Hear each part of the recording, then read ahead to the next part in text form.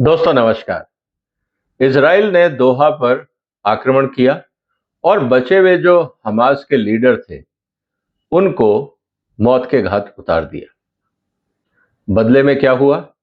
जैसा अक्सर होता है, अलग अलग मीडिया ब्रीफिंग हुई, अलग अलग देशों ने विरोध जताया कि ये सब गलत हो रहा है, लेकिन इससे ज्यादा गल्फ कंट्रीज कुछ कर नहीं पाएंगे। कारण बहुत सिंपल है दोस्तों। गाजा में अभी तक 80,000 लोगों की मौत हो चुकी है। क्या किया उन लोगों ने? सिर्फ बयान देने से और ये धमकाने से कि अगर ऐसा होगा तो ठीक नहीं होगा, वैसा होगा तो ठीक नहीं होगा, इसके आगे गल्फ कंट्रीज कुछ कर नहीं पाए। अब जब कतर पे सबसे बड़ा हमला किया है इजराइल ने, इसका आउटकम भी क्या होगा? इसका आउटकम भी वही होगा जो पहले जैसा हुआ। अब सवाल इस बात का है दोस्तों कि ऐसा हुआ क्यों? क्यों गल्फ कंट्रीज इतने मजबूर हैं कि इजराइल के आगे खड़े नहीं हो पा रहे?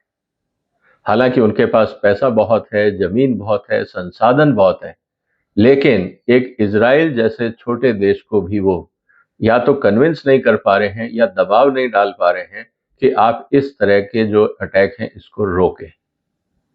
इसकी चर्चा आज हम करेंगे, इसलिए इस वीडियो को अंत तक देखिएगा कि ऐसे क्या कारण हैं जिसके कारण इजराइल आसानी से मिडिल ईस्ट के किसी भी देश पे हमला कर लेता है और बाकी देश सिर्फ शोर मचाते रहते हैं, प्रेस ब्रीफिंग देते हैं, कैमरे के आगे आके अपना बयान देते हैं और इसके आगे कुछ नहीं।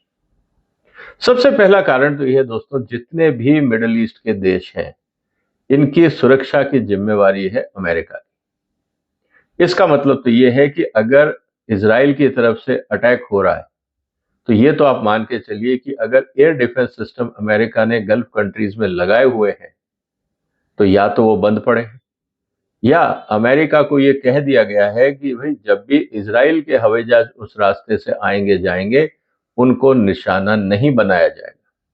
तो फिर ये डिफेंस सिस्टम किसके लिए है? ये पूरी तरह से अगर हम देखें तो ये सिर्फ ईरान को टारगेट करके रखे हुए। इसका मतलब ये है कि ईरान से अगर कोई हमला हुआ तो हम कार्रवाई करेंगे, वरना हम कुछ नहीं करेंगे। ऐसे डिफेंस सिस्टम का क्या मतलब रह जाता है? और मजे की बात, पैसे मिडिल ईस्ट वाले दे रहे हैं, डिफेंस सिस्टम वो अमेरिका से खरीद रहे हैं, उनको चलाने वाले टेक्नीशियन भी अमेरिकन ही होंगे। तो ऐसी स्थिति में आप समझ सकते हैं कि जिस हथियारों पे अरबों डॉलर खर्च किया जा रहा है वो किसी काम के नहीं है मिडिल ईस्ट कंट्रीज के लिए। पहला बात। दूसरी सबसे बड़ी बात, ये अमेरिका का कानून कहता है कि कोई भी ऐसी टेक्नोलॉजी मिडिल ईस्ट को नहीं दी जाए जिससे उनकी मिलिट्री कैपेबिलिटी इजराइल से सुपीरियर हो। ये अमेरिका का कानून है। इस पे मैंने एक वीडियो बनाया हुआ है कि आप देख सकते हैं कि किस तरह से कौन कौन से कानूनी प्रावधानों के तहत ये जो अभयदान है अमेरिका से इजराइल को मिला हुआ है। इसका मतलब ये है कि कोई भी अगर हमला करता है इजराइल पे तो अमेरिका बीच में आएगा। ये इजराइल को प्रोटेक्ट करने की गारंटी अमेरिका के राष्ट्रपति की है। और अगर किसी तरह से इजराइल पे हमला होता है या इजराइल कमजोर पाया जाता है तो अमेरिकन राष्ट्रपति को, कांग्रेस को यह जवाब देना पड़ेगा कि उन्होंने समय रहते काम क्यों नहीं किया। इजराइल के ऊपर हमला कैसे हो गया, इसकी जवाबदेही प्रेसिडेंट ट्रंप की होगी और किसी की नहीं। इसीलिए अपनी तरफ से पूरी कोशिश अमेरिका करेगा कि इजराइल सुरक्षित रहे, चाहे वो हथियारों के रूप में, टेक्नोलॉजी के रूप में या किसी और रूप में। तीसरा सबसे बड़ा कारण है ईरान फैक्टर। मिडिल ईस्ट को यह लगता है, गल्फ देशों को यह लगता है कि इजराइल से ज्यादा खतरा ईरान से। इसीलिए पूरा फोकस ईरान पे रखो। इजराइल तो जो कर रहा है वो करेगा, हम उसको रोक नहीं सकते। बिग डैडी उनके साथ है, तो इसलिए वहां टाइम वेस्ट करने से और पैसा वेस्ट करने से कोई फायदा नहीं। हम सिर्फ खाना पूरी करेंगे, शोर मचाएंगे और आप देखते रहिए। ये स्थिति है।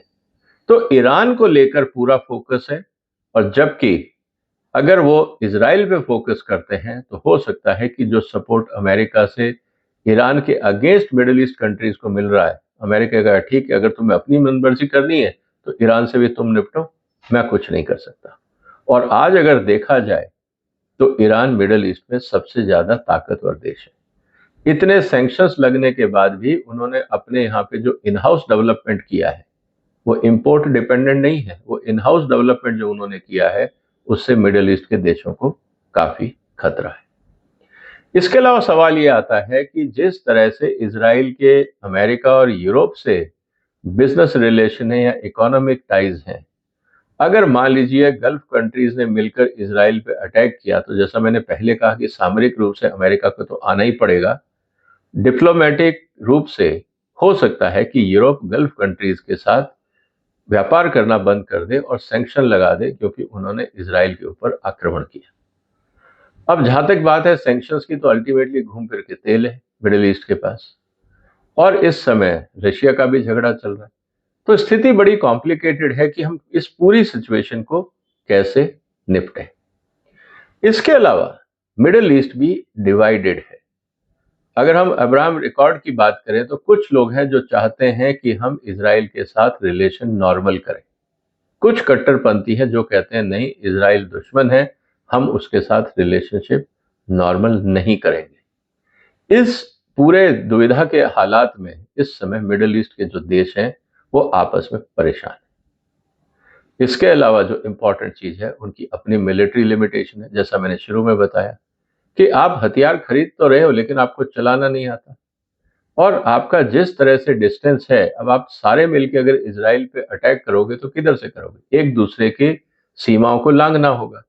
ऐसी स्थिति के अंदर मुश्किल हो जाएगा कि अगर मान लीजिए कि जो इजराइल के समर्थक देश हैं वो साथ नहीं दें तो फिर आप अटैक कैसे करो। और लॉन्ग रेंज मिसाइल कैपेबिलिटीज या बाकी जो एक्यूरेसी चाहिए वो बगैर अमेरिका के आप लोग इस्तेमाल ही नहीं कर सकते। तो अमेरिका आपको वो टेक्नोलॉजी और कोऑर्डिनेट्स देगा नहीं, तो आपने जो हथियार खरीद के रखे हुए हैं वो भी किसी काम के नहीं। इसके अलावा जो सबसे महत्वपूर्ण बात है जिसको लेकर ज्यादा परेशानी है मिडिल ईस्ट कंट्रीज में, सारे के सारे अगर हम ध्यान से देखें तो ये सब मोनार्कीज हैं, मतलब राजशाही है। वहां की जनता शायद उससे खुश नहीं है, इसलिए वो चाहते ही नहीं कि कल को कोई ऐसा विवाद हो जाए या जनता के बीच में कोई ऐसा असंतोष हो जाए जिससे जनता भड़क जाए और उन सब की कुर्सियां जाती जाए। क्योंकि बहुत बड़ी डिफेंस और पुलिस फोर्स तो उनके पास है नहीं, सिर्फ लॉ एंड ऑर्डर करना है। और अगर जनता खड़ी हो जाती है तो ये जितने गल्फ कंट्रीज में आज जो परिवार बैठे हैं, जो वहां पे शासन कर रहे हैं, सबकी कुर्सियां जाएंगी। ऐसी स्थिति में अराजकता फैलेगी और इन लोगों की जो अपनी पूंजियां हैं वो भी जनता कब्जा लेगी।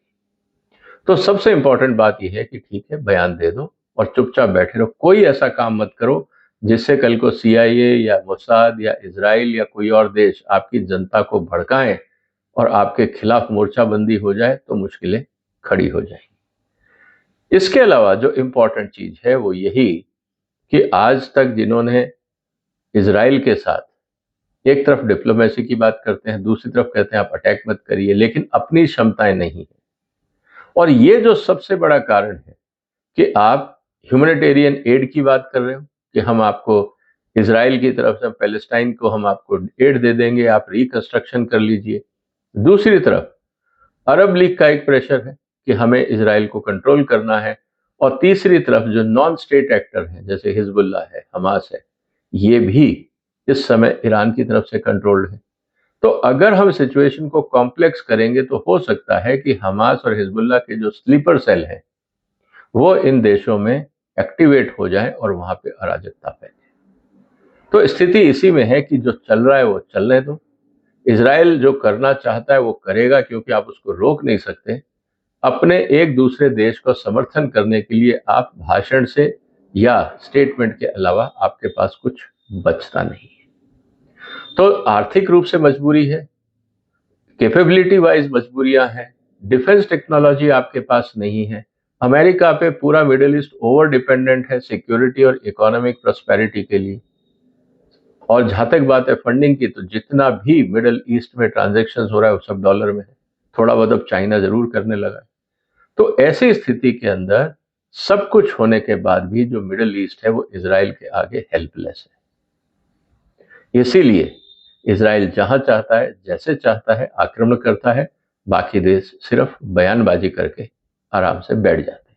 अगर ये कुछ करना चाहते तो जो 80,000 पैलेस्टाइन मरे हैं गाजा में, ये बहुत पहले कुछ कर लेते, लेकिन इनको पता है कि ये कुछ नहीं कर सकते। आपको क्या लगता है दोस्तों, क्या मिडिल ईस्ट कुछ कर पाएगा? इजराइल का कुछ बिगाड़ पाएगा? जो भी आपके विचार हो कमेंट बॉक्स में लिखिए, इस वीडियो को शेयर करिए, इस चैनल को सपोर्ट करिए और अपना ध्यान रखिएगा। फिलहाल वंदे मातरम।